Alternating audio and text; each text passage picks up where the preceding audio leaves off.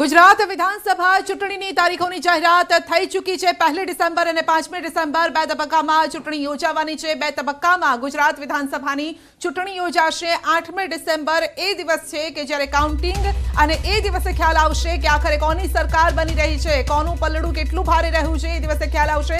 89 બેઠકો માટે પ્રથમ તબક્કો, 93 બેઠકો માટે બીજો તબક્કો ને આ અંગે જ આપણે ચર્ચા કરી રહ્યા છે। ચર્ચામાં આપણી સાથે બીજેપી આ સાથે જ રાજકીય વિશેષજ્ઞો આમ આદમી પાર્ટી તરફથી ગુલાબસિંહ આપણી સાથે જોડાયા છે। જી હા, અને તેમની સાથે જ આપણે સીધી વાતચીત કરીશું। ગુલાબસિંહજી, આપનું ખૂબ ખૂબ સ્વાગત છે ન્યૂઝ 18 ગુજરાતીમાં। પહેલો સવાલ મારો એ જ છે, આમ આદમી પાર્ટી કેટલી તૈયાર છે ગુજરાતમાં? હવે તો તારીખોનું એલાન પણ થઈ ચૂક્યું છે। आम आदमी पार्टी पूरी ताकत के साथ ये चुनाव लड़ने के लिए तैयार है और इसका प्रमाण ये है कि आम आदमी पार्टी ने सबसे पहले अभी तक करीबन 108 उम्मीदवारों की जाहिरात की है।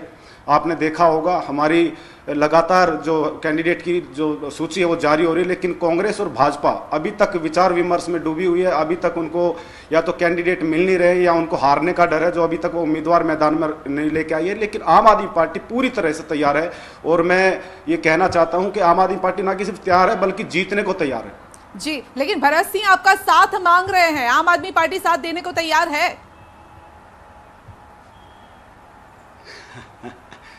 बिल्कुल, भरत सिंह जी का जो बयान था मैंने कल देखा और ये घबराहट बताती है, क्योंकि भाजपा और कांग्रेस का जो दोनों का चोली दामन का जो साथ था पिछले 27 साल में, अब जनता उसको समझ चुकी है और आम आदमी पार्टी अकेले अब दम पर, गुजरात की जनता के दम पर ये चुनाव लड़ने जा रही है। नहीं गुलाब सिंह जी, लेकिन राजकीय विशेषज्ञ जो सौराष्ट्र से बिलोंग करते हैं उनका भी ये दावा है कि इलेक्शन के बाद जिस तरह से मान लीजिए आपकी कि जितनी सीटें आई है, जिसका पलड़ा भारी होगा यार, जहां पर भी सरकार बनाने की कहीं पर दिक्कत आती है तो साथ लेने के लिए तैयार है। और ये गठबंधन पिछले यानी दरवाजे के पीछे से ये डिसाइड हो चुका है कि गठबंधन करेंगे अगर ऐसी स्थिति बनती है तो। मुझे लगता है एक भ्रम फैलाने की कोशिश की जा रही है कांग्रेस या भाजपा द्वारा। मैं बहुत ही जिम्मेवारी के साथ ही कहना चाहता हूं कि आम आदमी पार्टी अकेले अपने दम पर सरकार बनाएगी और गुजरात के लोगों के लिए विकास के कार्य करेगी। कोई भी किसी तरह का गठबंधन कांग्रेस या किसी भी पार्टी के साथ नहीं करने जा रही है। एक फिगर आप ही शख्सो, कितनी सीटों पर जीती रहा छो आप? देखिए, अभी मैं आपको बताऊं, पिछले 1 महीने पहले आईबी की रिपोर्ट, जो गुजरात का खुद का प्रशासनिक सेवा है, उनकी रिपोर्ट के अनुसार आम आदमी पार्टी 92 में से 96 सीटें जीत रही थी। तो मुझे लगता है कि 100 के पार आज की तारीख में आम आदमी पार्टी खड़ी है और अभी करीबन चुनाव में 1 महीने का टाइम बाकी है। निश्चित तौर पर आम आदमी पार्टी बड़े बहुमत के साथ सरकार बनाने जा रही है। नहीं, जनता ये पूछ रही है, लास्ट मेरा ये क्वेश्चन है, जनता ये पूछ रही है इतनी सारी सीटें गुजरात में तो है भी नहीं, यानी 182 सीटें हैं। बीजेपी बोल रही है 182, कांग्रेस बोल रही है 125, आप 95 के आप यानी 100 तक आप पहुंच जा रहे हैं।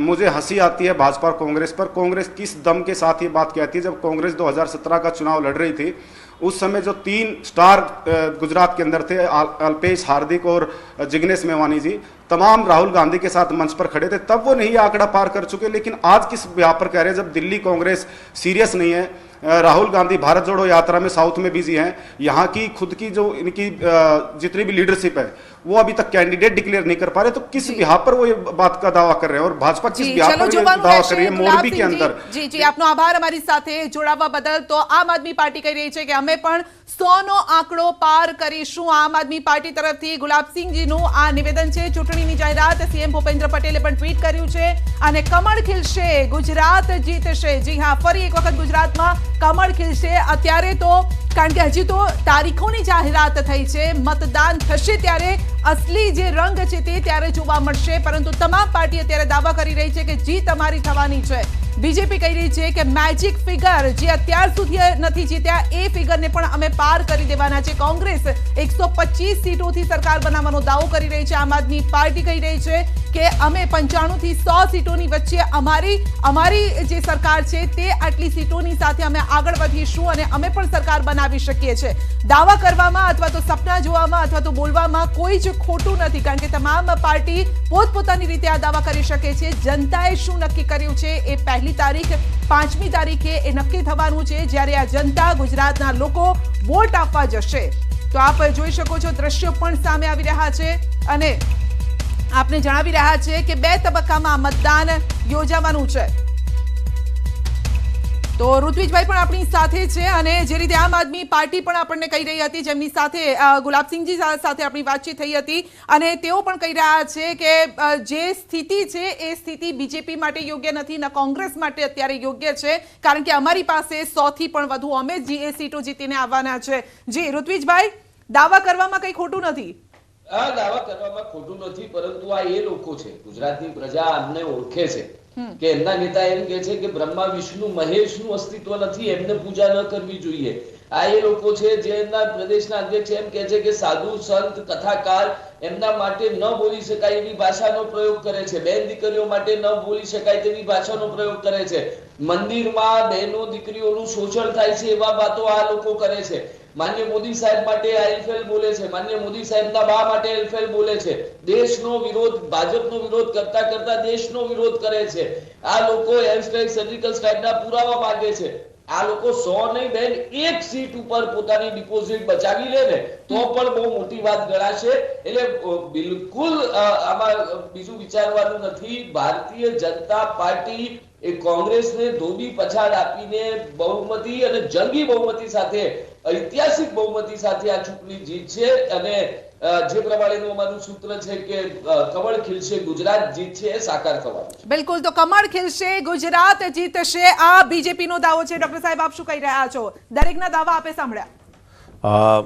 ભારતીય જનતા પાર્ટીનું ચોક્કસથી મારું એક એમની સાથે એગ્રી થવું છું કે જે ભારતીય જનતા પાર્ટીનો રેકોર્ડ છે એ મારી દ્રષ્ટિએ અને મારા એનાલિસિસ પ્રમાણે તૂટવાની પૂરેપૂરી શક્યતા છે। વધારે સીટો આવશે? હા, ચોક્કસથી। જે આપનો આંકડો કેટલો પહોંચી રહ્યો છે? 125 to 140 ની વચ્ચે સીટ્સ ભારતીય જનતા પાર્ટીની આવવાની પૂરેપૂરી શક્યતાઓ લાગી રહી છે। ચોક્કસ કારણો છે એની પાછળ કે જે આપણે ગાંધીનગર મહાનગરપાલિકાનું ઇલેક્શન જોયું તો એમાં આમ આદમી પાર્ટી વોટ શેર લઈ ગઈ, એની સામે સીટ ન આવી અને બધી સીટ શિફ્ટ થઈ ગઈ ભારતીય જનતા પાર્ટીમાં। ગુજરાત વિધાનસભાના ઇલેક્શનમાં આમ આદમી પાર્ટી એટલો બધો મોટો વોટ શેર નહીં લઈ જાય, પણ ચોક્કસથી એનો ફાયદો ડાયરેક્ટલી બીજેપીને થશે। નુકસાન કોને? અને નુકસાન થશે કોંગ્રેસને। અચ્છા। ત્રીજી વસ્તુ, જે 2017ની વાત કરીએ, જે પાટીદાર આંદોલન હતું એની ઇફેક્ટ હવે ઓલમોસ્ટ નીલ થઈ ગઈ છે। હવે નરેશ પટેલ જે સૌરાષ્ટ્ર પાટીદારનું ફેક્ટર હતું એમની પણ મીટિંગ માનનીય વડાપ્રધાન શ્રી સાથે થઈ ગઈ છે, એટલે જે સૌરાષ્ટ્ર પાટીદારનો જે ઇસ્યુ હતો એ પણ મોટા ભાગે સોલ્વ થઈ ગયો છે। અને મહત્વની વસ્તુ તમને એક જણાવી દઉં કે ગુજરાતની પ્રજા ખૂબ શાણી છે, એ ક્યારેય એવા નિર્ણય નહીં લે કે સેન્ટરમાં જે પાર્ટી છે એની વિરોધ પાર્ટીવાળીને અહીંયા બેસાડશે। ગુજરાતની પ્રજા આવી મૂર્ખામી ક્યારેય નથી કરતી હોતી જનરલી। જે આટલે તમે જ્યારે કોંગ્રેસ હતી સતત ત્યારે કોંગ્રેસનું જ રાજ હતું, હવે અત્યારે ભારતીય જનતા પાર્ટી સેન્ટરમાં છે તો ચોક્કસથી ગુજરાતની શાણી પ્રજા ભારતીય જનતા પાર્ટીને ખૂબ થમ્પિંગ મેજોરિટી સાથે અહીંયા લાવશે। એક વસ્તુ મહત્વની છે કે મોદી સાહેબનો ચહેરો અને મોદી સાહેબની જે યોજનાઓ છે એ આયુષ્યમાન કાર્ડ તો અત્યારે અમે ફરતા હોઈએ છીએ વિસ્તારમાં તો ચોક્કસથી ઘણા બધા પરિવારો એવું કહે છે કે ભાઈ અમારે આયુષ્યમાન કાર્ડનો ખૂબ ફાયદો થયો છે। અર્બન જે હાઉસિંગ યોજના છે એમાં જે સબસિડી છે એનો પણ ઘણા બધા લોકોએ ફાયદો લીધો છે। ત્રીજી વસ્તુ એ છે કે જે કોરોનાની વાત કરી લો, કોરોનામાં મેં ઘણું બધું ડિબેટ્સ કરી છે, તો કોરોનામાં જ્યારે તકલીફ પડી પ્રજાને, સરકારને, તંત્રને, બધાને તકલીફ પડી, એ 100 વર્ષે આવતી ખૂબ મહામારી અને ભયંકર મહામારી હતી। તેમાં પણ જે પબ્લિકની વચ્ચે જ્યારે આપણે જોયું ત્યારે ભારતીય જનતા પાર્ટીના કાર્યકર્તા ત્યારે પણ ત્યાં ફરતા હતા। એટલે કુલ મળીને 24/7 ઋત્વિજભાઈએ જે કહ્યું એની એ વાત સાથે હું એગ્રી છું કે ભાઈ 24/7 365 ડેઝ કાર્યકર્તા ભારતીય જનતા પાર્ટીના પબ્લિક વચ્ચે એન કેન પ્રકારે કોઈ યોજના, કોઈ કારણોસર ફરતા રહેતા હોય છે, જ્યારે કોંગ્રેસના કાર્યકર્તાઓમાં આ ગટ્સ નથી।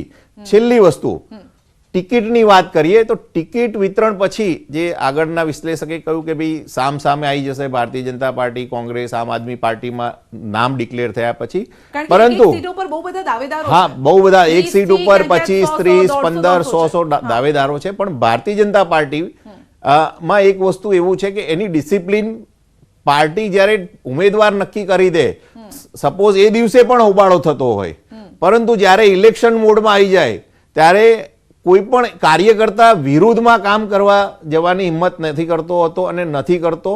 એને પછી એક કમળ એ જ ટાર્ગેટ હોય છે કાર્યકર્તા માટે, અને એ જ ભારતીય જનતા પાર્ટીની ખૂબ મોટી શક્તિ છે. બિલકુલ ઋત્વિજભાઈ, જે રીતે ડોક્ટર સાહેબ પણ કહી રહ્યા છે કે કેન્દ્રમાં નરેન્દ્ર મોદીની સરકાર છે, તો લોકો ગુજરાતમાં પણ એ જ બીજેપીની સરકાર જોવા ઈચ્છી રહ્યા છે, કેન્દ્રમાં પણ મોદી સાહેબ છે, એટલા માટે અહીંયા પણ બીજેપીની સરકાર હોવી જરૂરી છે, કારણ કે જે છેલ્લા દિવસોમાં લાભ લોકોને મળ્યા છે એ લાભ કન્ટિન્યુ કરવા ઈચ્છી રહ્યા છે. હું જો એ વાત સાથે એટલા માટે સંમત થવું કે કેન્દ્ર સરકાર અને રાજ્ય સરકારે બંને મળીને જ્યારે માનનીય નરેન્દ્રભાઈ મોદી સાહેબ અહીંયા મુખ્યમંત્રી હતા ત્યારે મા કાર્ડની યોજના દાખલ કરી. આજે સમગ્ર દેશમાં આયુષ્માન ભારત તરીકે આ યોજના કામ કરી રહી છે. કરોડો લોકોને પ્રાઇવેટ હોસ્પિટલોમાં 5 લાખ રૂપિયા સુધીની મફત સારવાર થાય. હું પોતે પણ વ્યવસાય ડોક્ટર છું, મારી પણ એક હોસ્પિટલ છે, મારા ત્યાં મા યોજના અને આયુષ્માન યોજનાના દર્દીઓની મફત સારવાર થાય છે. એટલા માટે હું કહું છું કે જે રીતે અલગ અલગ ડિપાર્ટમેન્ટના રોગોની સર્જરી હોય, એની ટ્રીટમેન્ટ હોય વિના મૂલ્યે, આજે પ્રાઇવેટ હોસ્પિટલોમાં પણ મફત થાય છે. સરકારીમાં તો થાય છે પણ પ્રાઇવેટ હોસ્પિટલોમાં પણ મફત થઈ રહી છે. આ ખૂબ મોટી વાત છે.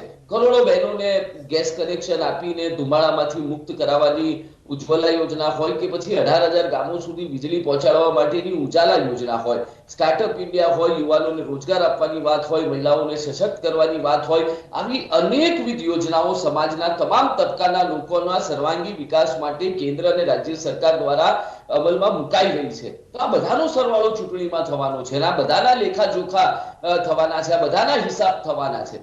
અને સામેની બાજુએ કોંગ્રેસ શાસિત રાજ્યોમાં જે રીતે શાસન ખાડે ગયું છે, રાજસ્થાનની વાત કરીએ તો લો એન્ડ ઓર્ડર થી માંડીને તમામ રીતે એ પણ પ્રજા જોઈ રહી છે. સત્તા માટે કઈ રીતે ત્યાં કોંગ્રેસમાં હુસાતુસી થઈ રહી છે એ પણ પ્રજા જોઈ રહી છે. એટલે કુલ મળીને ભારતીય જનતા પાર્ટીની કેન્દ્રની સરકાર, રાજ્યની સરકાર, અન્ય રાજ્યોની સરકાર જે રીતે પ્રજાની સુખાકારી માટે કામ કરી રહી છે, આ બધાનો હિસાબ કરીને અમને સંપૂર્ણ વિશ્વાસ અને શ્રદ્ધા છે કે 27 વર્ષ પછી ભારતીય જનતા પાર્ટી ને ગુજરાતનો જે પ્રેમ 27 વર્ષોથી મળી રહ્યો છે આ વર્ષે પણ મળશે, અને ખૂબ ઐતિહાસિક માર્જિન સાથે ભારતીય જનતા પાર્ટી ફરી સરકાર બનાવશે. બિલકુલ, એક તરફ કોંગ્રેસ દાવો કરી રહી છે 125 સીટો જીતવાનો અને સરકાર બનાવવાનો. આમ આદમી પાર્ટીએ પણ એક વાત કરી છે કે 2017માં જે પ્રકારનો માહોલ હતો, કે જે પ્રકારે 3 નેતા ઉભરી આવ્યા હતા, એ તાકાત હવે તેમની પાસે એ પ્રકારે નથી રહી, કારણ કે અલ્પેશ પણ આપની સાથે છે, હાર્દિક પણ આપની સાથે છે, અને જે આંદોલનો થયા હતા એ આંદોલન હવે નથી. જે રીતે ડોક્ટર સાહેબ અહીંયા પણ મારી સાથે છે એ પણ કહી રહ્યા છે કે એ અસર એ પ્રકારે નથી.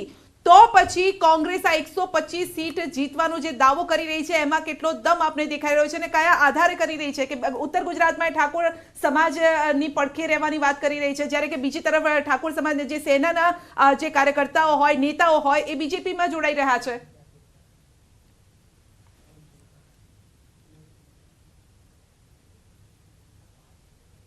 ઋત્વિજભાઈ, અચ્છા, મને પૂછી હા, આપનો સવાલ. જો હવે 125 બેઠકો જો એ લોકો કહી રહ્યા છે તો કહેવામાં તો કોઈ વાંધો નથી, પરંતુ અહીંયા મારું તો બહુ સ્પષ્ટ માનવું છે કે 2017ની ચૂંટણીઓમાં જે કંઈ પણ પરિણામ આવ્યા એના પછી પેટા ચૂંટણીઓ 9 જેટલી વિધાનસભાની બેઠકની થઈ, દરેકમાં ભારતીય જનતા પાર્ટીની જીત થઈ. 2019માં લોકસભાની ચૂંટણી આવી, 26 બેઠકો પર ભારતીય જનતા પાર્ટીની જીત થઈ. સ્થાનિક સ્વરાજની ચૂંટણીઓ આવી, બધી જ જિલ્લા પંચાયત, બધી જ કોર્પોરેશન, બાહુલ્ય તાલુકા પંચાયત, બાહુલ્ય નગરપાલિકા વિસ્તારોમાં ભારતીય જનતા પાર્ટીની જીત થઈ. એટલે કે 2017 પછી જેટલી ચૂંટણીઓ આવી, એ રાજકીય ચૂંટણીઓ હોય, સહકારી ક્ષેત્રની ચૂંટણીઓ હોય, તમામમાં ભારતીય જનતા પાર્ટીના કાર્યકર્તાઓનો અભૂતપૂર્વ વિજય થયો છે. કોંગ્રેસને નકારી દીધી છે. ગુજરાતની પ્રજાએ ભૂતકાળમાં કોંગ્રેસના શાસન દરમિયાન કાયદો વ્યવસ્થાની શું સ્થિતિ હતી, ખેડૂતોની બદહાલી હતી, યુવાનોને બેરોજગાર હતા, આવી અનેક સમસ્યાઓ એમણે જોઈ છે. આ અમદાવાદની વાત કરીએ તો 365 દિવસમાંથી 200 દિવસ કર્ફ્યુ પણ એમણે જોયો છે. તો આ બધી બાબતો કોઈ ભૂલ્યું નથી. એટલે કોંગ્રેસને સ્વપ્ન જોવા હોય તો જોવે, 125 ની વાત કરે, પરંતુ 25 બેઠકો લાવે તો પણ કોંગ્રેસ માટે ખૂબ સારી સ્થિતિ ગણાય. બિલકુલ. હિરેન બેંકર પણ આપણી સાથે જોડાઈ ગયા છે કોંગ્રેસ તરફથી. સીધો સવાલ મારો તેમને પણ. હિરેનભાઈ, આપને મારો આ સવાલ છે, 125 નહીં 25 સીટો લાવો તો પણ બહુ છે. બીજેપી તરફથી સીધો જ અવાજ છે, કેટલી સીટો તમે લાવવાના છો?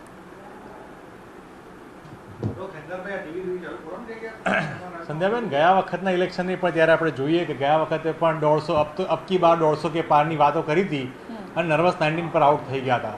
થોડાક જ સીટો પર કોંગ્રેસ પક્ષ રહી ગઈ અને સરકાર બનાવતા આપણે ચૂકી ગયા હતા. ગુજરાતમાં જે પ્રકારના વાતાવરણ આપણે જોઈએ છીએ અને ગુજરાતમાં છેલ્લા ઘણા વખતની વિધાનસભાના આંકડા આપણે જોઈએ તો આપણને સ્પષ્ટ થઈ જાય કે જે પ્રકારે ધીરે ધીરે કરીને કોંગ્રેસની સીટોમાં વધારો થઈ રહ્યો છે અને ગયા વખતે 77 સીટો આવી હતી અને આ વખતે ચોક્કસપણે 125થી વધુ બેઠક સાથે કોંગ્રેસ પક્ષ સરકાર બનાવશે. જે પ્રકારે ગુજરાતનું વાતાવરણ જોઈ રહ્યા છે કે વિકાસ નામે વિનાશ થઈ રહ્યો છે. પાટીદાર આંદોલન હતું, અલગ અલગ આંદોલન હતા. શું હું તમને પૂછવા માંગુ છું, હાર્દિક હતા, હું અલ્પેશ તમને હતા, પૂછવા જિગ્નેશ માંગુ છું, હતા. હવે વિનાશભાઈ. ફક્ત જિગ્નેશ આપની સાથે છે. હું તમને પૂછવા માંગીશ જી. સંધ્યાબેન, હું તમને પૂછું, શું ખરેખર વિકાસ જેવું દેખાય છે? વિકાસના નામે વિનાશ થઈ રહ્યો છે. તક્ષશિલા કાંડ હોય, અત્યારે મોરબીનો કાંડ હોય, અમદાવાદમાં હોસ્પિટલમાં ભૂલકાઓ મરી જાય, બાજુમાં અમદાવાદમાં રાઇડમાં મરી જાય અને આપણે અત્યારે કોઈ પણ એટલે મારે એટલા માટે અત્યારે કહેવું પડી રહ્યું છે કે હવે જીવ ગુમાવવા સુધીનો વારો આવી ગયો છે ગુજરાતની જનતાનો. અત્યાર સુધી વિકાસના નામે માત્ર વાતો થઈ છે. મને કહો કે ગુજરાતમાં એક પણ વ્યક્તિએ જે સી પ્લેનમાં પોતે ચઢ્યા હોય ને એમને ફ્લાઇટ લીધી હોય એની એક ટિકિટ મને બતાવે. એટલે સ્લી પ્લેન લાવવાની વાત આવે, અલગ અલગ નવા મુદ્દાઓ લાવે, પણ અંતે તો છેવાડાના માનવીને કશું પણ મળતું નથી.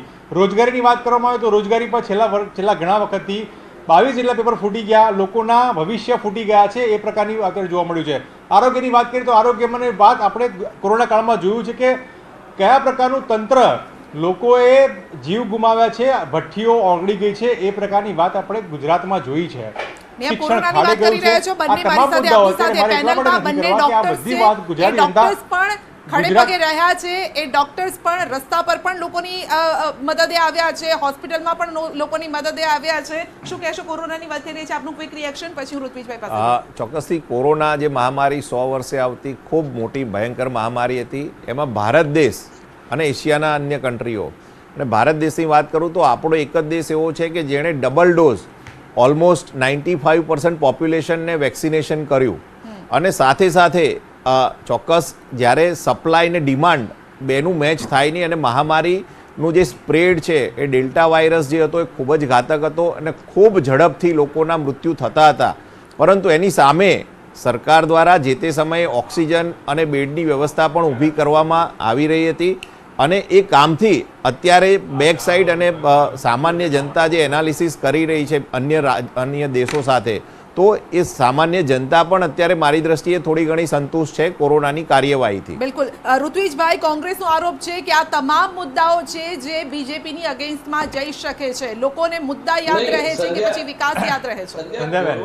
મેં કીધું કે ભારતીય જનતા પાર્ટી હંમેશા સુખમાં ને દુઃખમાં લોકોની વચ્ચે રહે છે. કોરોનાના સમય દરમિયાન પણ ઓક્સિજન સેન્ટર શરૂ કરવાની વાત હોય કે પછી આઇસોલેશન સેન્ટર, હોસ્પિટલો ખોલવાની વાત હોય, અનાજની કીટ પહોંચાડવાની વાત હોય, રાશન પહોંચાડવાની વાત હોય, આ તમામ કામોમાં ભારતીય જનતા પાર્ટીના કાર્યકર્તાઓ લોકોની વચ્ચે રહ્યા છે. તમે મારી વાત કરી એટલે તબીબ તરીકે મેં પણ 150 બેડની હોસ્પિટલ ચલાવેલી અને અનેક દર્દીઓની સેવા કરવાનો મને મોકો મળ્યો. મારા જેવા અનેક કાર્યકર્તાઓ, હર્ષભાઈ સંઘવીથી માંડીને ખૂબ બધા કાર્યકર્તાઓએ, દરેક લોકોએ જિલ્લે આ પ્રકારની હોસ્પિટલો ખોલી હતી. મેં ક્યાંય કોંગ્રેસના કાર્યકર્તાઓને આ કોરોના કાળમાં આ રીતે મદદ કરતા જોયા નથી. નંબર 1. નંબર 2, જે રીતે મર્યાદિત સમયમાં દેશમાં કોરોનાના અગેન્સ્ટમાં વેક્સિન શોધવામાં આવી અને માનનીય નરેન્દ્રભાઈ મોદી સાહેબના નેતૃત્વમાં જે રીતે દેશના 95% જેટલા પોપ્યુલેશનને બંને ડોઝ આપી દેવામાં આવ્યા, બુસ્ટર ડોઝ આપી દેવામાં આવ્યા અને જે રીતે ગુજરાતના 125 કરોડ અને ભારતના 125 કરોડ લોકોની રક્ષા કરવાનું કામ જ્યારે કેન્દ્ર સરકારે કર્યું છે, ગુજરાતના લોકોની રક્ષા કરવાનું કામ રાજ્ય સરકારે કર્યું છે, ત્યારે કોરોના જેવી અનેક આપદાઓ, કોઈ પણ વિકટ પરિસ્થિતિ હોય એમાં ભારતીય જનતા પાર્ટી લોકોની પડખે ઊભી રહે છે. મેં કહ્યું એ પ્રમાણે સુખમાં અને દુઃખમાં સાથે રહે છે અને એ બધી બાબતોના આધારે જ તો ભારતીય જનતા પાર્ટી કયા મુદ્દા બીજા કોરોનાને તો લોકો ભૂલવા ઈચ્છી રહ્યા છે ને હવે તો ભૂલી પણ ગયા છે. બીજા કયા મુદ્દા છે જે તમારી ફેવરમાં જઈ શકે? એમને બહુ નહીં, કોરોનાની હું એટલા માટે યાદ કરવા માંગીશ. હું કોરોના એટલા માટે યાદ કરી, બહુ સારી વાત કરી, ડબલ ડોઝની વાત કરીને કોરોના કાળમાં બહુ સારું હતું. મારો એક જ સવાલ છે ને જનતાનો સવાલ છે, આટલી સરસ કામગીરી તમે કરી હતી, ઉત્તમ કામગીરી તમે તે દાવા કરી રહ્યા છો, તેમ છતાં આખી સરકારને તમે ઘર ભેગી શું કામ કરવી પડી? ગુજરાતમાં જે પ્રકારે સદંતર નિષ્ફળ નીવડેલી ભારતીય જનતા પાર્ટીના શાસનમાં લોકોએ જીવ ગુમાવ્યા છે. આપણે સૌને ખબર છે કે 5000 રેમડેસિવિર કોણ ઘરે લઈ ગયું હતું પોતાના. અને ઘરેથી ડિસ્ટ્રીબ્યુશન કરતું હતું. લોકો આખા લાઈનો લાગેલા હતા હોસ્પિટલમાં રેમડેસિવિર લેવા માટે, અને પોતાના કાર્યાલય પરથી કોણ રેમડેસિવિરના કાળા બજાર કરી દીધું બધાને ખબર છે. મારે અત્યારે ચોક્કસપણે કહેવું છે કે આપણે શિક્ષણની વાત હોય ત્યાં આપણે ખાનગીકરણ લાવી દીધું છે, આપણે આરોગ્યની વાત હોય ત્યાં ખાનગીકરણ લાવ્યું. કોંગ્રેસે સ્થાપેલી સિવિલ હોસ્પિટલ એ વખતે ઉત્તમ કામગીરીનું ઉદાહરણ હતી. એટલા જ માટે કોંગ્રેસ પક્ષ કહે છે કે કોંગ્રેસનું કામ બોલે છે, અને એ જ મુદ્દાને લઈને કોંગ્રેસ પક્ષ લોકોની વચ્ચે જઈ રહી છે. ચૂંટણી પંચે આજે 1 અને 5 તારીખે આપી છે. પરિવર્તન સંકલ્પ દિવસ તરીકે અમે કહી રહ્યા છીએ કે આ દિવસે ગુજરાતના જનતાની આંગળીઓ એ થનગની રહી છે કે એને બટન દબાવે કોંગ્રેસના પંજાનું અને પરિવર્તન લાવે. 27 વર્ષના ભારતીય જનતા પાર્ટીના ભય, ભૂખ અને ભ્રષ્ટાચારના કુશાસનથી મુક્તિ મેળવવા માટે આ દિવસ આવી ગયો છે, અને જેના માટે જે લોકો રાહ જોઈ રહ્યા હતા. તમે તમામ મુદ્દે ભારતીય જનતા પાર્ટી નિષ્ફળ નીવડી હોય, અને અત્યારે કયા પ્રકારની વાહવાહી કરી રહ્યા છે, કયા પ્રકારની અત્યારે અમે વિકાસની કામ લઈ રહ્યા. તમે વિકાસની વાત કરો તો હમણાં મુન્નાભાઈ MBBS વાળી હોસ્પિટલ આપણે જોઈ છે, એના નામ પર વોટ માંગજો તમે, એને પર વોટ નહીં માંગે. એ વાત કરશે ભારતીય જનતા પાર્ટી હિન્દુ મુસ્લિમની વાત કરશે, સવાલ એ છે ને હિરેનભાઈ, દરેક ચૂંટણીમાં તમે કહો છો આ મુદ્દા છે, આ મુદ્દા છે, તમામ મુદ્દાને હોય માની લો કે ગ્રાઉન્ડ પર 100% કામ ન થયું હોય, પરંતુ એ જે તમે જે કહી રહ્યા છો એ વોટમાં કેમ પરિવર્તિત કોંગ્રેસ માટે નથી થતું? કેમ લોકો બીજેપીને ચૂંટીને લાવે છે? બીજેપી એટલા માટે જ કહે છે કે અમે વિકાસ કર્યો છે ને વિકાસને વોટ આપો. ઋત્વિજય બાપુનું લાસ્ટ તમામ રિએક્શન. વખતે જો અમે સતત લોકોની વચ્ચે રહીએ છીએ, જો એમના કહેવાતા યુવરાજ એક બાજુ ભારત જોડોની વાત કરતા હોય ને બીજી બાજુ કાર્યકર્તાઓ કોંગ્રેસ તોડો બતાવતા હોય, રાજસ્થાનમાં સત્તાની ખેંચાખેંચ થતી હોય, અને આટલી જ ગંભીરતા હોય તો રાહુલ ગાંધી પોતાની પદયાત્રા ગુજરાતમાં લાવો, પરંતુ તમે વિકાસના નામ પર વોટ માંગશો કે નહીં? તમે મોરબીના હોસ્પિટલ નામ પર વોટ માંગશો કે નહીં? મને એટલું ખાલી કીધું વિશુભાઈ, કોંગ્રેસના નેતાઓએ આપણે રોજગારી મુદ્દે વોટ માંગીશું કે નહીં? UPA 1 અને UPA 2 હતું, ગુજરાતનું અપમાન કર્યું, ગુજરાતીઓનું અપમાન કર્યું, ગુજરાતને અન્યાય કર્યો, અને હર મુમકિન પ્રયત્નો એ વખતે માનનીય મોદી સાહેબને હેરાન કરવાના બધા જ પ્રયત્નો એમણે કર્યા હતા. અને આજે પણ એમના પદયાત્રામાં કે એમના ચૂંટણીલક્ષી પ્રવાસમાં ક્યારેય ગુજરાતની કોઈ પ્રાયોરિટી જ નથી. તો ગુજરાતને જો કોંગ્રેસ પ્રાયોરિટીમાં નથી રાખતું તો ગુજરાત પણ કોંગ્રેસને પ્રાયોરિટીમાં નહીં રાખે ને નથી રાખ્યું. બસ મારું તો આ જ કહેવું છે. જી જી કિરણભાઈ, રાહુલ ગાંધીના સેન્ટરમાં આ વખતે નથી ગુજરાત. વાત મારે સંધ્યાબેન આ જ કરવી છે કે ગુજરાતની વાત હોય ને વાત ફરીને મુદ્દા પર નહીં લઈ જવાની. ક્યાંક રાહુલ ગાંધી, ક્યાંક સોનિયા ગાંધી, ક્યાંક પ્રિયંકા ગાંધી. હું મુદ્દાની વાત કરું છું કે મોરબીની આટલી એક ઘટના બની કે દુઃખદ ઘટના બની, એ પછી 2 દિવસ પછી એમને યાદ આવ્યું કે આપણે ત્યાં જવું છે. અને કેવી રીતે જવું છે કે રંગરોગાન થઈ જાય, નવી ટાઇલ્સો લાગી જાય અને શોકેસમાં આપણે વોટરપ્રૂફ લાગી જાય, એ પછી હું 3 દિવસ 3 અલગ અલગ કપડાં પહેરીને પછી ત્યાં આગળ જવું. આ રીતે આપણા કોઈ પણ હિન્દુ શાસ્ત્રમાં આ પ્રકારની જગ્યાએ ઘટનામાં આ પ્રકારની કદી જોયું નથી. આપણે ખરેખર હૃદય દ્રવી જાય એવા દ્રશ્યમાં આપણે 3 કપડાં બદલીને જઈશું, આપણે હેટ પહેરીને એને એમ કહીશું કે ભાઈ મને ખરેખર બહુ દુઃખ થયું છે. એટલે આ જે ખરેખર મુદ્દાની વાત છે, ગુજરાતના લોકોના મૂળભૂત અધિકાર અને મૂળભૂત મુદ્દાઓ હોય એની જગ્યાએ આપણે માત્ર રાહુલ ગાંધી ક્યાં છે, પ્રિયંકા ગાંધી કેમ નથી આવ્યા, આ મુદ્દાને લઈને વાત કરીશું. હું ચોક્કસપણે આજે પણ કહું છું કે ગુજરાતે ગયા વખતે પણ, હજુ પણ સંધ્યાબેન તમને એક વાત કરું કે એ મુદ્દો લાવશે કે ગુજરાતનો ચહેરો નથી, અને આ 17માં પણ લાવ્યા હતા, પણ 17માં પણ કોંગ્રેસ પક્ષે માત્ર વિકાસ ગાંડો થયો છે, વિકાસની વાત કરી હતી, મુદ્દાની વાતો કરી હતી. આ વખતે પણ કોંગ્રેસ પક્ષ પોતાના મેનિફેસ્ટો અને પોતાના 14 મુદ્દાઓ લઈને લોકોની વચ્ચે જઈ રહી છે. અને મુદ્દા એ બેરોજગારી વાત હોય, મોંઘવારીની વાત હોય, બહુત હુઈ કી મહેંગાઈ કી માં લઈને આવ્યા તો સૂત્ર, એ સૂત્રની આજે કઈ જગ્યાએ કોઈ બોલતું નથી. કેમ નથી બોલતા? બોલીને બતાવે એકવાર મને કે બહુત હુઈ મહેંગાઈ કી બાર. કારણ કે પેટ્રોલ ડીઝલનો ભાવ 100 ની પહેલા ઇતિહાસમાં પહેલી વખત ભારતીય જનતા પાર્ટીએ આગળ ચર્ચા કરીશું કે આખરે ગ્રાઉન્ડ પર કયા પ્રકારની વાત કરી રહ્યા છો? મુદ્દાની વાત નહીં કરે સંધ્યાબેન, તમે હજુ પણ કહું છું આ લોકો મુદ્દાની વાત નહીં કરે. પાર્ટીને વોટ આપશે. આગળ ચર્ચા કરીશું. આપ અમારી સાથે જોડાયેલા રહેશો. રોકાઈ રહ્યા છે નાનકડા બ્રેક માટે.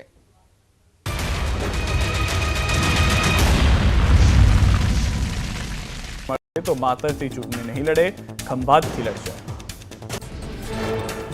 અમૂલના ડિરેક્ટર અને કોંગ્રેસના આગેવાન ગેલાભાઈ ઝાલા સહિત 150 જેટલા લોકો ભાજપનો કેસ ધારણ કર્યો.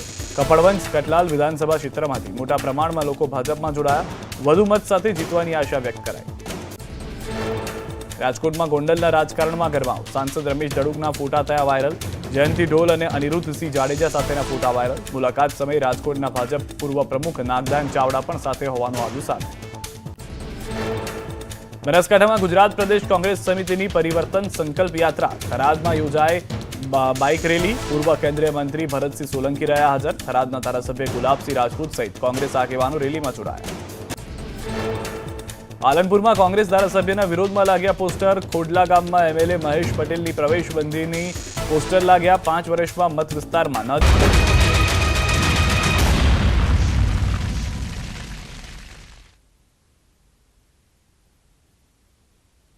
તો બ્રેક બાદ આપનું સ્વાગત છે ને ચર્ચા ચાલી રહી છે. બસ હવે ચૂંટણી નજીક આવી ગઈ છે. તમામ તૈયારીઓ છે એને ધીમે ધીમે અંતિમ ઓપ આપવાનો આ સમય આવી ગયો છે, કારણ કે 1 ડિસેમ્બર અને 5મી ડિસેમ્બર 2 તબક્કામાં ગુજરાત વિધાનસભાની ચૂંટણીનું એલાન કરવામાં આવ્યું છે, જ્યારે મતદાન છે 2 તબક્કામાં અને 8મી ડિસેમ્બરે નક્કી પણ થઈ જશે કે આખરે કોની સરકાર બની રહી છે. પરંતુ હિરેનભાઈ જે રીતે વાત કરી રહ્યા હતા, શું લાગે છે ગ્રાઉન્ડ પર આ તમામ મુદ્દાઓ અસર કરશે કે જનતા આનાથી હવે થોડુંક આગળ વિચારી રહી છે કે સુખાકારી શાંતિથી રહેવું છે? આ તમામ મુદ્દાઓ કયા મુદ્દા અસર કરી શકે છે? ચોક્કસથી ગ્રાઉન્ડ પર જે મુદ્દા છે અત્યારે, તો એમાં એજ્યુકેશનની વાત કરીએ આપણે શરૂઆતમાં, તો જે મેડિકલ એજ્યુકેશન, એન્જિનિયરિંગ ને એ બધા જ એન્જિનિયરિંગ, મેડિકલ એજ્યુકેશન અને અધર કોલેજોમાં સીટની સંખ્યાઓ ખૂબ વધી છે, નવી કોલેજોની સંખ્યા વધી છે.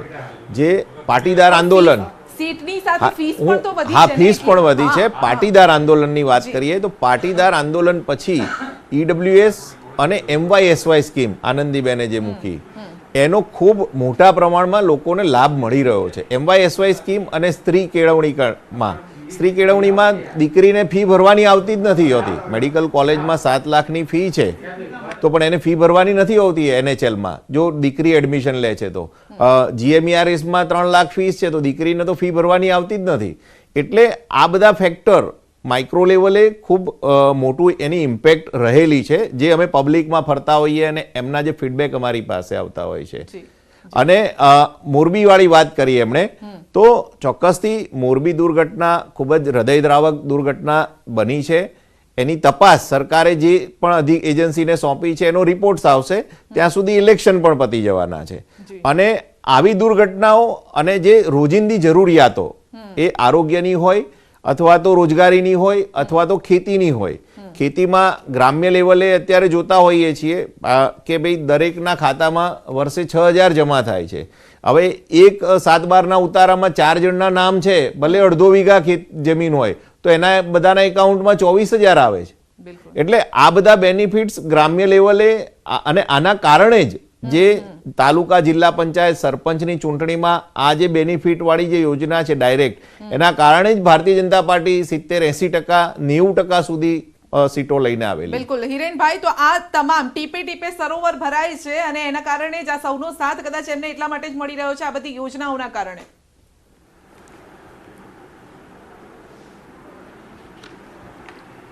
બેન, એમને જે વાત કરી ઘણી બધી, કે અલગ અલગ અમારે ખેડૂતની વાત હોય ને આજે પણ ખેડૂતને ખરેખર પાક વીમો મળતો નથી. પાક વીમાના નામે 16,000 કરોડનું મોટું કૌભાંડ થઈ ગયું છે.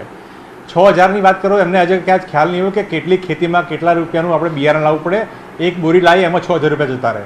એટલે જે પ્રકારે પરિસ્થિતિ ગુજરાતની છે, ગુજરાતની પરિસ્થિતિ ભારતીય જનતા પાર્ટી ધરાતલ ગુમાવી ચૂકી છે, કનેક્શન ગુમાવી ચૂકી છે. દર વખતે પે સમિતિની વાત કરતા હોય, પે સમિતિ આપણે ઘરે ઘરે છીએ. કોરોના કાળમાં કોઈ પે સમિતિ મને જોવા ના મળી, અને મોરબીની ઘટનામાં પણ ક્યાંય પે સમિતિ ક્યાંય એને કામ માટે નહોતી આવી. એટલે જે પ્રકારે માત્ર એક ઇવેન્ટ કરવાની, એક ઇવેન્ટ મેનેજમેન્ટ કરીને લોકોને ભરમાવાની વાત હોય એ જ જોવા મળતી હોય છે. અત્યારે તપાસ કમિટીનું આખું નાટક કરી રહ્યા છે. એના જે સભ્યો છે એ કોને બચાવવા માટે કામ કરી રહ્યા છે? કેમ આપણે કોઈ અંદર એમાં કોઈ આપણે અધિકારીનું નામ નથી આવતું?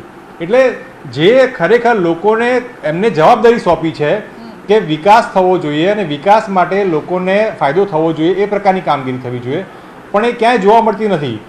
આ પહેલી ઘટના નહોતી. આ જે દુઃખદ ઘટના બની એ પહેલી નહોતી. 2 દિવસ પછી હજુ સુધી આપણી પાસે CM સાહેબ ક્યાં આવીને બોલ્યા પણ નથી કે આવી કઈ તકલીફ પડી હતી. એટલે એને કેમ બોલવા નથી દેતા? ગુજરાતની જનતા જાણવા માંગે છે કે આટલા બન્યાને 1 વર્ષ થવાયું, CM સાહેબ કોઈ જગ્યાએ પોતાનું નિવેદન આપી શકતા નથી અને કયા મોડે લોકશાહીની વાત કરી રહ્યા છે. એટલે માત્ર ને માત્ર એક વાતો કરવાની, મોટા મોટા કેમ્પેનો કરવાના, સરકારી વહીવટીતંત્રનો ઉપયોગ કરવાનો, પણ ક્યાંય પણ રોજગારીની વાત નહીં કરવાની, ક્યાંય પણ આરોગ્યની વાત નહીં કરવાની, ક્યાંય પણ શિક્ષણની વાત કરવાની નહીં. આ વાત માત્ર ને માત્ર વિપક્ષ આમ આદમી પાર્ટી કંઈક નવું લઈ આવશે, આ બધું નહીં લે, પોતાની વાત ખાલી કરીને નીકળી જવાનું. એ પોતે બોલ્યા છે કે તપાસ સમિતિ આવશે ત્યાં સુધી રિપોર્ટ આવશે ત્યાં સુધી ઇલેક્શન પૂરું થઈ જશે. એટલે એ સ્પષ્ટ બતાવે છે કે ઋત્વિજભાઈએ જવાબદારીપૂર્વક જે સ્વીકાર્યું છે ન્યૂઝ 18 પર કે આ તપાસ કમિટી માત્ર એક નાટક છે, એ હું એમને અભિનંદન આપું છું. અને ગુજરાતી જનતા પણ આ જોઈ લે કે જે પ્રકારે આ તપાસ કમિટીનું એનું રિપોર્ટ આવશે ત્યાં સુધી ઇલેક્શન પૂરું થઈ જશે. અમારે કોઈ જવાબ દેવી નથી, અમે આમાંથી હાથ ઉપર કરી રહ્યા છીએ. એટલે પરંતુ બીજેપી એમ પણ કહી રહી છે કે ખેડૂતોની જો વાતચીત હોય, કારણ કે નહીં, પણ હું તમને આની પહેલાની 5 ઘટનાના રિપોર્ટ સંધ્યાબેન ક્યાં છે? પેકેજ પણ જાહેર સંધ્યાબેન, હિરેનભાઈ, એ પેકેજ સંધ્યાબેન કર્યું છે મૃતકોના જે નહીં, હું તમને ચોક્કસપણે કહેવા કે આની સંધ્યાબેન આની પહેલાની 5 ઘટનાના રિપોર્ટ ક્યાં છે? પૂછો એમને. સંધ્યાબેન પૂછો એમને કે 5 રિપોર્ટ આની પહેલાની ઘટનાના 5 રિપોર્ટ ક્યાં છે? દક્ષા જિલ્લાનો ક્યાં છે? 2009માં બનેલો લઠ્ઠાકાંડનો ક્યાં છે? નીકળી જવાની આ વાત છે કે વિધાનસભાના ફ્લોર પર પણ દાળમાં કાળું થવાનું છે એવું લાગી રહ્યું છે આ રિપોર્ટમાં પણ. નહીં, તમામ વખતે તમે તક્ષશિલામાં પણ એવું થયું છે, તમે અહીંયા બનેલી રાઈડમાં પણ એવું બન્યું છે. રાઈડ પર કોના અંડરમાંથી? એએમસી અંડરમાં હતી. અહીંયા જે ભૂલકાઓ હોમાઈ ગયા અમદાવાદમાં, એનો રિપોર્ટ ક્યાં છે? આ તમામ વખતે માત્ર લીપાથોપી થાય છે. અને આ ઘટના પર પણ હું ખરેખર ખૂબ જવાબદારીપૂર્વક કહું છું, લીપાથોપી સિવાય કશું થવાનું નથી. માત્ર પોતાની ઇવેન્ટ કરવાની, મુન્નાભાઈ MBBSની જેમ આપણે કપડાં બદલીને આવી જવાનું, નવા લોકોને બેસાડી દેવાના, નવી વસ્તુ કરી દેવાની અને પછી નીકળી જવાનું. સીએમને પોતે સમય નથી મળ્યો કે એક આપણે વાતને પોતે નિવેદન આપે, જનતાની સામે આવીને પોતાનો ફેસ બતાવે. હિરેનભાઈ, એ તુરંત જ ઘટના બની, તુરંત ત્યાં પહોંચ્યા હતા, કશી જ પડી નથી. તુરંત ત્યાં પહોંચ્યા હતા. સીએમ પોતે ત્યાં પહોંચ્યા તો તુરંત જ ઘટના બની. કે તમે જો ક્યારે પહોંચ્યા? એની પહેલા તો વિપક્ષના નેતા પહોંચી ચૂક્યા હતા. બેન, એ ત્યાં જોવા જેવું છે કે એમને પહોંચતા સમય કેટલો લાગે? 1 કલાક, 2 કલાક, 3 કલાક પહોંચી છેક સાંજ સુધી પહોંચી શક્યા નહોતા. મારું તમને એ જ કહેવું છે કે આજ દિન સુધી પણ એમને પ્રજા સમક્ષ આવીને જાહેર નિવેદન આપવું જોઈએ કે ખરેખર ઘટના બની છે અને અમે તપાસ કરી કે એવું કોઈ પણ નિવેદન આપ્યું નથી. અને જે વિકાસની વાતો કરતી એને શું કામ આખી સરકાર બદલી દેવી પડી? આજે પણ લોકો પૂછી રહ્યા છીએ કે તમે જો સારી વ્યવસ્થા કરી હતી, સારું સુશાસન આપ્યું હતું, તમામ વખતે તમે સરકાર આખી બદલી દેવી પડે? એવું તો કયો કાંડ કર્યો તમે લોકોએ કે આખી સરકાર બદલી નાખી? ઠીક છે, સરકારની વાત ઠીક છે, આપ સવાલ પૂછી ચૂક્યા છો, પરંતુ મારો સવાલ હવે આપને એમ છે કે ચૂંટણીની તારીખોની જાહેરાત થઈ ચૂકી છે, તમે લિસ્ટ ક્યારે જાહેર કરો છો? ઉમેદવારોને સમય તો આપો, પ્રચારમાં જાય. પ્રચારમાં જ જો તમે સમય નહીં આપો તો જીતવાની અપેક્ષા કઈ રીતે રાખશો? કોંગ્રેસ પક્ષના તમામ 182 સીટો પર મજબૂતાઈથી પોતાનું કામગીરી કરી રહી છે. તમામ જેટલા પણ ઉમેદવારો છે એ લોકોમાંથી મેક્સિમમ ઉમેદવારોની ચૂંટણીને કન્ફર્મેશન આવી ગયું છે. ગમે તે ક્ષણે એને ડિક્લેર કરવામાં આવશે અને કોંગ્રેસ પક્ષનો કાર્યકર એ સૈનિક કોંગ્રેસ પક્ષનો વિચારધારા લોકોની સાથે પહોંચાડી રહ્યો છે નિષ્પક્ષ રીતે. અને લોકોની સાથે જે પ્રકારે માત્ર ને માત્ર લોકોના મુદ્દાને લઈને લોકોની વચ્ચે જઈ રહ્યા છે. કોઈ પણ ઉમેદવાર આવે 182 પર કોંગ્રેસ પક્ષનો ઉમેદવાર, કોંગ્રેસનો પંજો તમે તો હિરેનભાઈ તમે તો રાહ જોઈ રહ્યા છો બીજેપી લિસ્ટ જાહેર કરે પછી અમે આ લિસ્ટ જાહેર કરીએ. ડર લાગે છે ક્યાંક?